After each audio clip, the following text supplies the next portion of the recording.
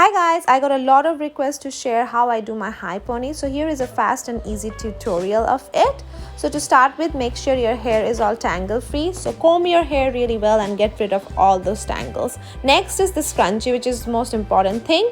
I got it from Amazon. I'll link it in the description box. Here I am tying my hair into a high pony and back brush all your hair very well, especially at the front, and then you tie it with the scrunchie. Secure it really well, tie it into 2 or 3 loops if needed. Then comb your hair a little more to make it look neat. Next, take any hold spray, any hairspray that you use, and spray it in the front to set all the flyaways and baby hair. Here I'm using my brush, but you can use a fine comb to set this front hair.